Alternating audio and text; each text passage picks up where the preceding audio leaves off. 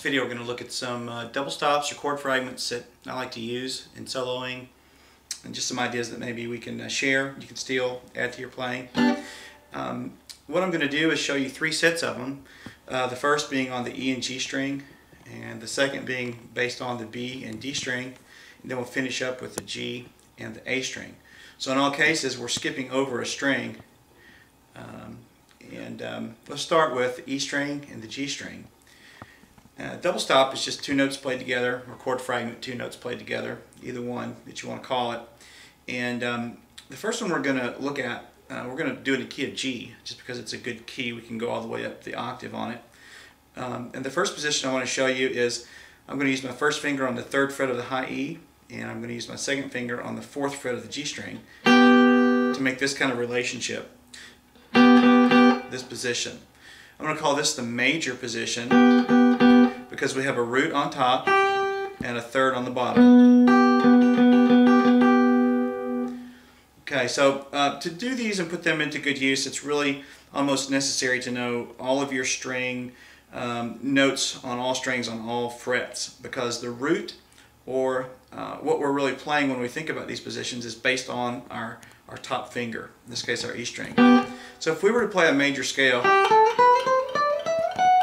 up on one string, in chords or chord fragments it would kind of sound like this: major, minor, minor, major, major, minor, diminished, major.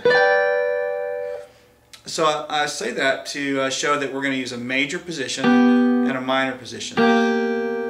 The major we've already looked at. The minor is kind of a stacked position. In this case I have both fingers on the 3rd fret, high E and G string. So major, and then flat to 3rd for the minor. So if I'm going to walk up the G chromatic scale with this chord fragment, major, minor, minor, major, major, minor, minor, major. So that's what it looks like. I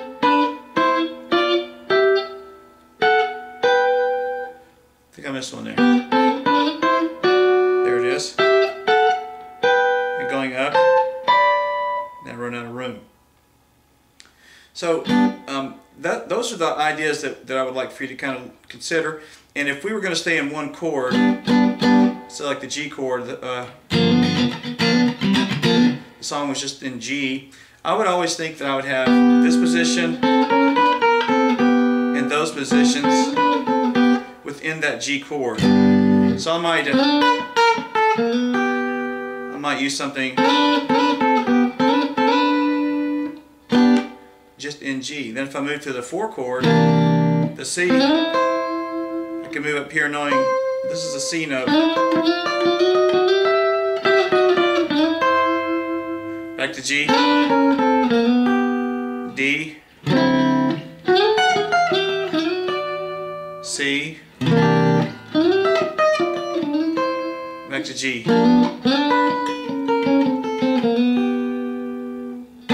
As far as my right hand goes, when I play these, you can sort of strum across the top 3 strings, as long as you mute the B string, maybe with your second finger. Most of the time I tend to pick the G string or the bottom string with the pick and use my middle finger to get the E string.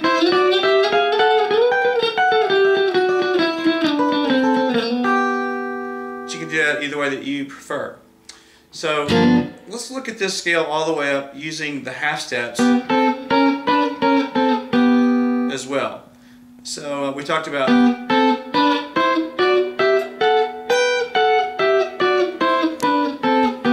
we can put some half steps in between those. Right here is a good half step. Same in the 4 position, 5 position. By 5 I mean the 5th tone of the scale, the 5 chord. So walking up using all of those positions that I would use, it would sound like this.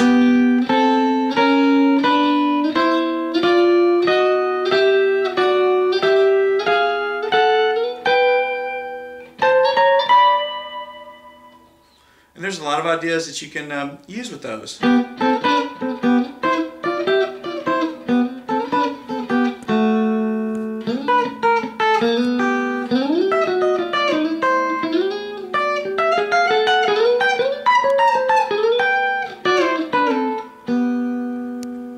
can do the same thing by moving down to the B string and the D string. And now our root note is on the B string. So in this case it's a D, but I'm using the same kind of idea.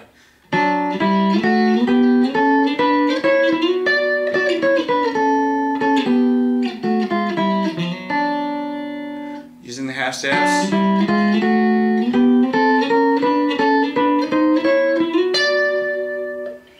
So now I can play this in two places, or actually three.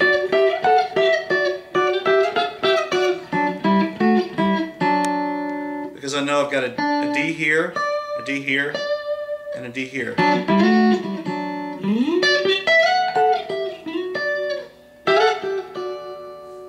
So if you were playing in the key of G, and then you wanted to go to a C,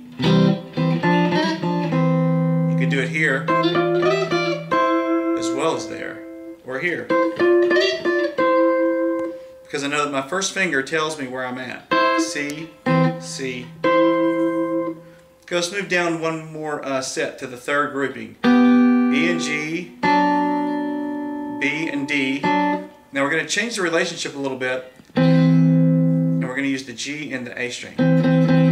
Now when we move down, because of the interval between the strings, we're going to have to change sort of this major-minor relationship. Major is going to look like this. Here's my C, or root note. Here's my E, or third, skipping over the D string, and I have a fret in between. That's major.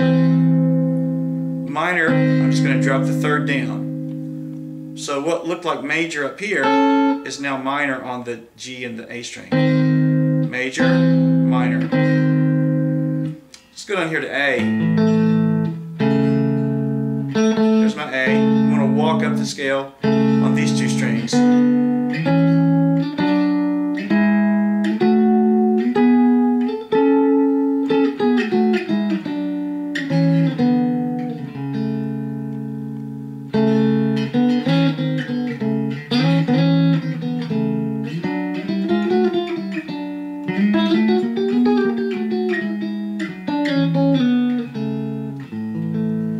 So you can see some of the ideas that you can get there for soloing.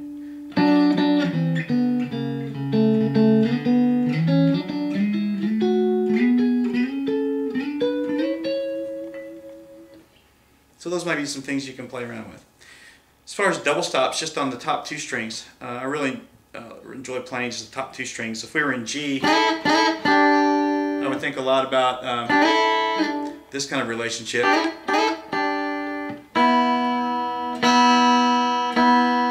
Just barring across and sliding up a fret, or two frets. So this is my root note in G. I could pick it different. Go to the 4, 5, back to 1.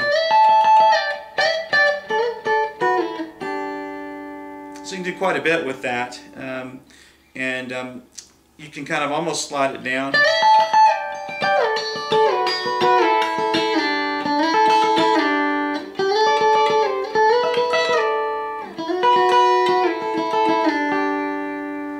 So I think that's a really good lick to sort of add into your playing. Then you can drop down, still in G. Now I'm getting a grip like this, getting the D note here, the A note here, and sliding it 2 frets.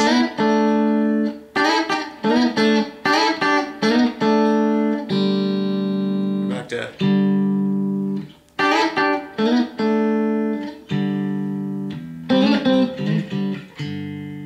So there's a lot going on there. 4.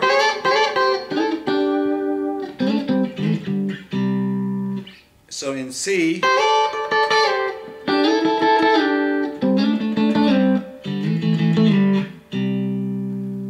here I'm doing the same thing just on D and G, down 2 to A and D string, and then back to the C. So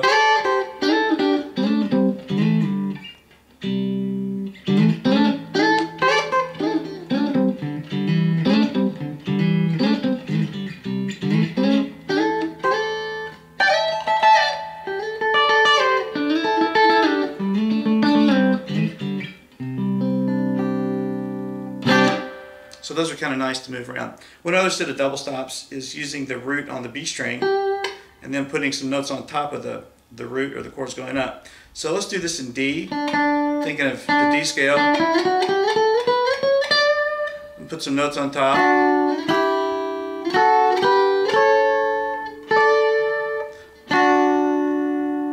So in D, this is 2nd and 3rd fret, 2nd E, 3rd fret B, moving up.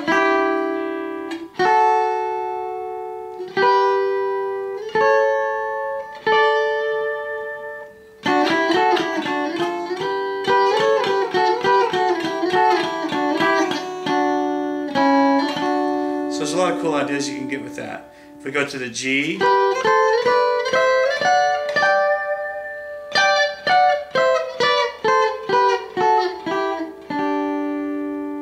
so like Brown Eyed Girl, C position, G position,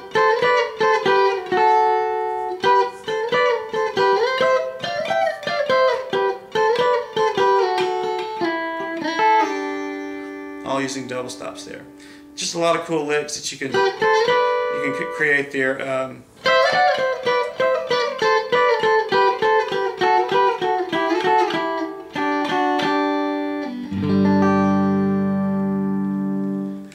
So there's some ideas with double stops, chord fragments that maybe you can put into your playing. Thanks for watching.